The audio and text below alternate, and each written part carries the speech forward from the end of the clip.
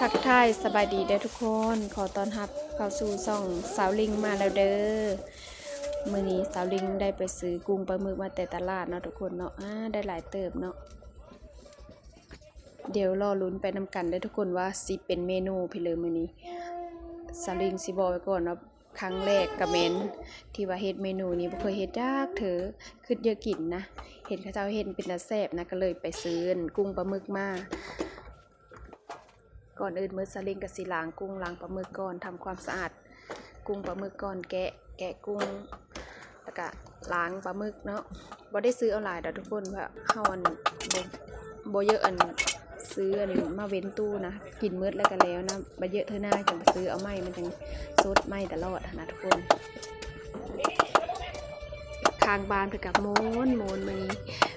โอ้โหเพิ่นนั่นถือเลขบ่ลือเลยเพิ่นก็เปิดเพลงตั้งแต่เช้ายันค่ำเลยทุกคนเอ้ยก็เลยว่าสาวลิงกับอุกเจออยู่สิเห็นอะไรเนาะมันจะเป็นก็เลยปีเสงเอาปลาหมึกกับตัวเยอะเติบปลาหมึกกับเสื้อตัวเดียวนี่แหละทุกคนสาวลิงกับสีเอ็นโคเนาะบ่ถือเขาเจ้าโคเฮือซ้ำมาโคเองอยู่เฮือนเนาะซื้อตัวเดียวปลาหมึกกับกุ้งกับครึ่งโลแต่ว่าอาศัยว่ากินมื้อเธอเดียวแล้วก็แล้วนะทุกคนทำความสะอาดอยู่นี่ก่อนแล้วจะขึ้นไปเฮ็ดกินอยู่เทิงเฮือนนะเพราะว่ามันข้าวไงนะคะต้องล้างยึดตารางคือมันแล้วก่อน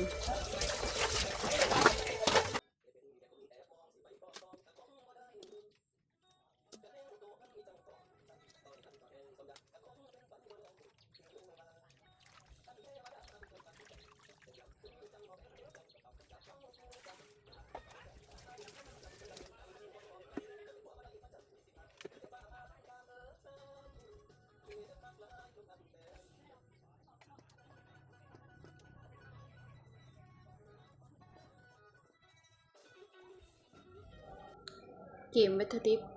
ไว้เนาะวัตถุดิบหลักๆก็คือมีไข่เค็ม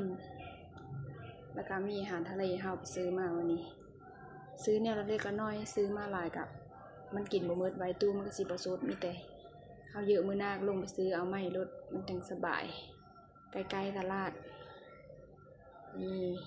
พระเอกนางเอกเนาะเคยเฮ็ดจักเถอสิเฮ็ดครั้งแรกเราสั่งมาเบิ่งไปนำกันสิประมาณนี้นะทุกคน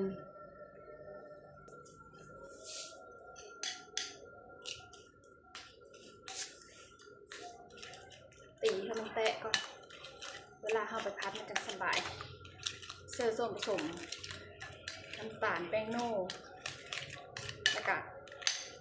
น้ำมันหอยน้ำปลานะซีอิ๊วเสื้อน้อยๆเนาะเพราะว่าไข่กับเป็นไข่เค็มแล้วย่ำเค็มแห้งเสื้อเพราะมันหอมเคยเฮ็ดคันเฮ็ดพิษสูตรก่อนคือหน้าแก้ตัวใหม่เน้นแซ่บบ่ได้เน้นถึกสูตรเน้นแซ่บรสชาติแซ่บแล้วก็ลองเบิ่งเด้อว่าสิหลอดหรือสิหลวงทาซิมไปนำกันเลยทุกคนสิตื่มน้ำเสื้อน้อยนึงว่าเวลาโคแล้วเขาก็สิกินกับข้าวเจ้านี่กับข้าวเจ้าหรือว่าข้าวสวยอะไรคนครั้งแรกเลยเด้นี่สิเป็นนั่นเลย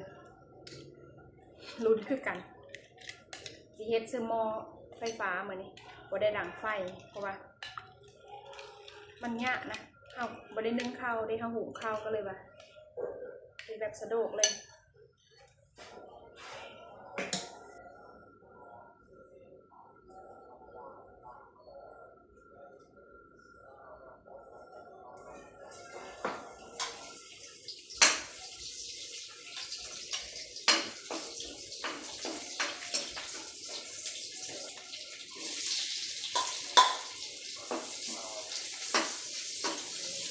โอ้โหพักให้มันชุบก่อน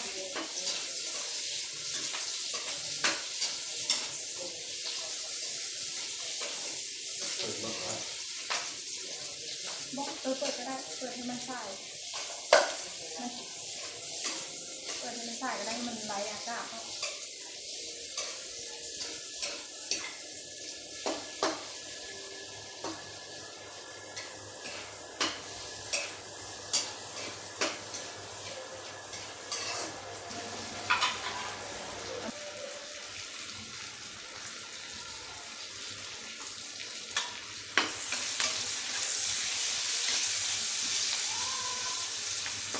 กทุกก้อนจะเอาอาหารไม่ได้ด้วย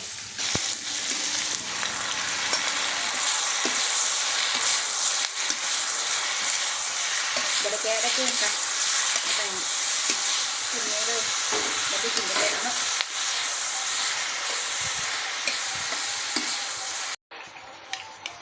น่าจะทำเลยเอาไข่ลงนะทุกคน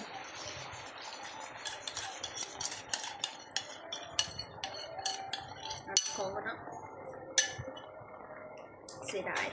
นี่เลยค่ะเป็นยังสกินกับข้าวหุงอยู่แล้ว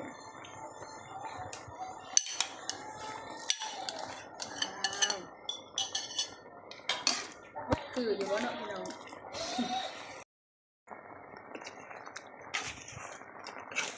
อีกจังน้อยทุกคนกุ้งกำลังสุกสงสัยจะได้ดื่มน้ำอีกถ้าสิบมันก็เนาะเอารสชาติเป็นอะไรเพราะว่าครั้งแรกบอกว่ามันจะเข้มหรือสิเป็นอะไรเพราะว่าข้าวกระปุกเสื่อนเพิ่มกุ้งเนี่ยแล้วดีเทินพักหมูพักสุกอีกจังน้อยแล้วกันเผื่ออาหารสุกอีกจังน้อยจังซิมมึงก่อนรสชาติก่อนจังตื่มน้ำใส่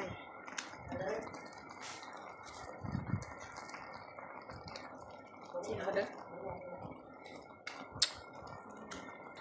พอดีแซ่บทุกคน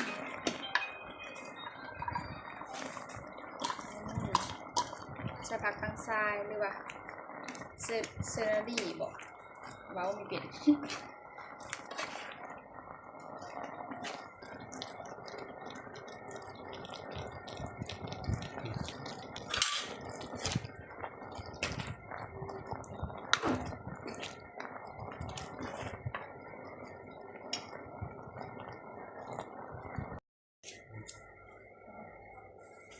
มาเด้อบันเด้อ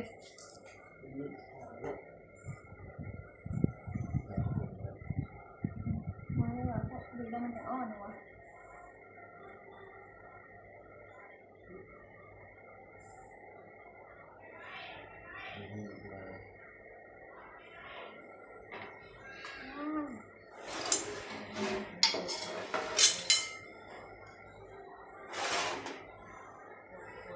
ช้อนกลาง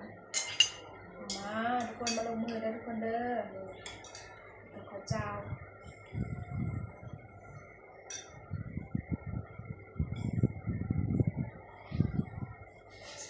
สิหลอดหรือสิเหลืองเหนียวเอากันก่อนเด้อครั้งแรกเหนียวเอาค่อยก่อน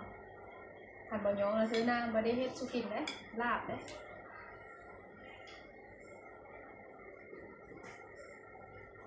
มาเด้อแม่มาเด้อไหนใส่ดวงข้าวหอม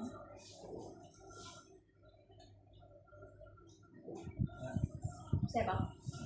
มาคุยเนาะมาเด้อพี่น้อง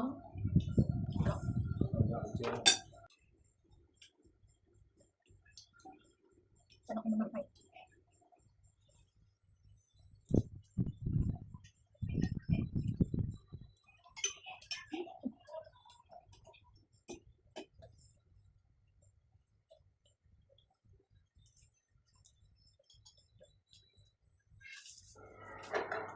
เป็นนั่นเลยท่านผู้ชมท่านผู้ซิมแซ่บอยู่ปะแซ่บเลยนะจักแซ่บบ่แซ่บเนาะคอยดับเบิ้ลถ้วยที่2เลยพี่น้องเอ้ยเห็นอะเดือดร่มก็แซ่บอยู่เพราะว่าไข่มันก็สิเป็นมันๆเนาะมีทะเยิงเดียวเลยทีนี้แซ่บข้าวมันหอนแซ่บสวยแต่มันแซ่บอะไรเนาะทุกคนเอาอีกคำถ้วยที่2ตามมาบริหารกะทิแซ่บอะไรที่คือหน้ากระเทียมพริกอีกมันแซ่บแบบเราเธอเดียวได้เยอะแซ่บต้องใส่ไปก่อนอร่อยไม่ซ้ำจำสูตรไม่ได้เลยนะปลาพี่น้องเอ้ยอิ่มคักปานอย่างคอยในเบิร์ด3 ถ้วยเพิ่นคนนี้ก็เบิร์ด2 ถ้วยเพิ่นว่าแซ่บมื้อนี้ค่ะขนาดว่าบ่ได้เฮ็ดตามสูตรเด้นะเฮ็ดตามเจอคอยมีเดี๋ยวเสิร์ฟเบิร์ดคอยเน้นแซ่บแล้วพอคอยเสิร์ฟเป็นลูกก็หลายเติบเฉพาะเราจะว่าแซ่บน่ะ2 คนนะกินข้าวจนจะหมดหม้อหนึ่งความแซ่บนะ บ่ได้เว้าเอา